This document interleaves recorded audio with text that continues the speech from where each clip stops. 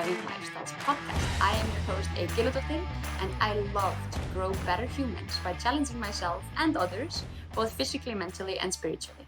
On today's episode, I'm going to walk you through 5 signs that your training routine is in fact working for you and that you are in fact getting better with your training that have nothing to do with PR, weights, times of workout, speed of running, or anything like that.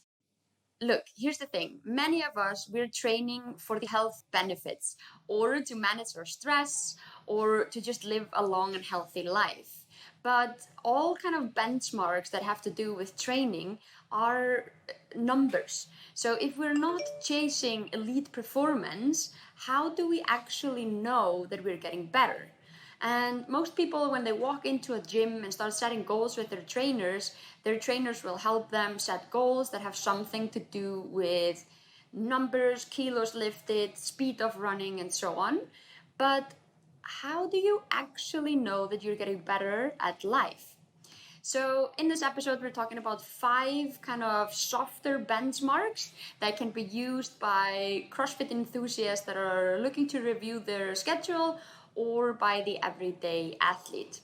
These 5 softer benchmarks that are not hardcore numbers might also be really good for the CrossFit enthusiast to kind of evaluate their training routine in the off season, so while you're not testing as frequently. So let's dive in. Number 1 is that you are more positive regarding the beliefs in your own skills. So this means that you have kind of more positive outlook on your fitness abilities and capacity. You look at the workout on the board and you think more like, yeah, bring it on when you read it, rather than kind of like, ugh, energy drained. Yeah, so when you see the workout, you start planning how you're gonna attack it and you think of ways that you can break things up instead of feeling overwhelmed or tired. This obviously is a very important real life skill because those who train and engage in positive self-talk, they tend to be less anxious and less overwhelmed in daily activities, and you'll see that this kind of starts to dribble in to your self-confidence and your ability to perform better inside and outside the gym. Sign number 2 is that you're handling new things better.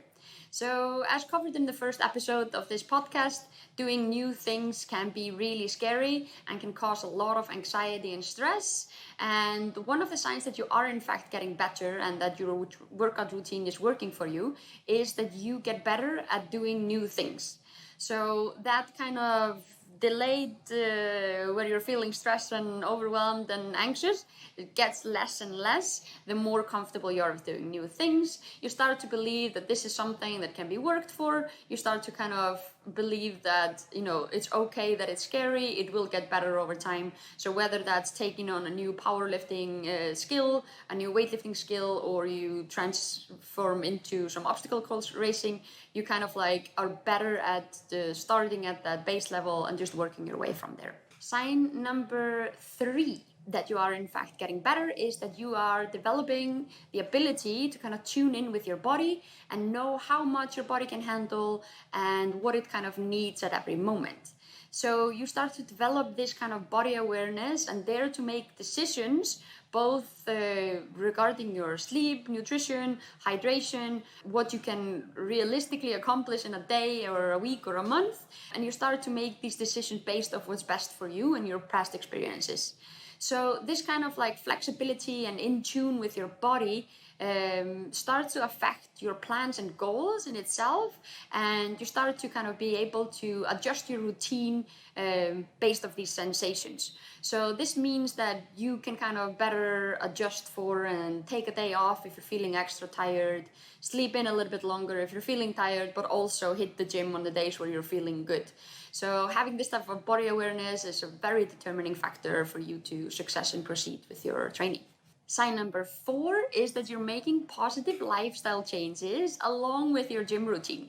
So if you are going to the gym and like you're hitting your workouts, but you start feeling curious about what else could be good for you. Now that things are really working in one area, you start to get like enthusiastic to go after some other areas. So there could be something where you are highly impacted. So this could be something about your food choices, or maybe you're attacking the amount that you sleep, or possibly you start investing more into your healthy relationships. You might have more confidence at work. You might start taking on more challenging work projects. All of these, when you like say, yeah, I'm up for the challenge, these are also signs that your gym routine is at the good spot where it's kind of like building you up instead of breaking you down. And that leads me straight into number 5. You start doing more of the things that you love. So if I ask you what's enjoyable to you, like how would you respond? Well, if the answer to this is that you are currently doing it in your gym routine and or you're feeling more motivated to do it outside of the gym because everything is functioning well in the gym, then you are on the right track with your gym routine. Everything is a-okay and fine. So, what's the lesson here? The lesson here is that there's more than one way to track your process, and that your gym journey is not all about the weights on the bar or your time on a given workouts. It's not a one size fits all, and you kind of have to figure out what kind of a gym routine works well for you, and then you have to stick with it for a long time because that's how you get results. Progress is not about being better than others, it's about being the best version of you. And this can take many different forms. So these softer benchmarks can kind of guide you to make some evaluation on your gym routine so that you can kind of aim to have it help you with other aspects of life. So instead of just looking at how many PRs you got lately, I invite you to start looking at it in terms of how well it fits you and your personality, how well you feel equipped to take on new challenges and tasks, and move on from there. So, where to start? Start by making an inventory of your own progress using the 5 key points mentioned earlier. Check in with yourself. How is your attitude towards your session? How is your energy levels and self-belief doing regarding your training and your real life scenarios? And make an evaluation. Are your gym sessions positively affecting your abilities outside the gym and your willingness to take on new challenges?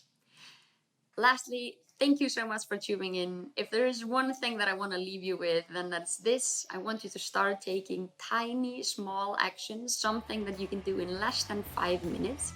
So if you're feeling particularly motivated or inspired by this podcast episode, then make sure to note it down and start taking action on it straight away.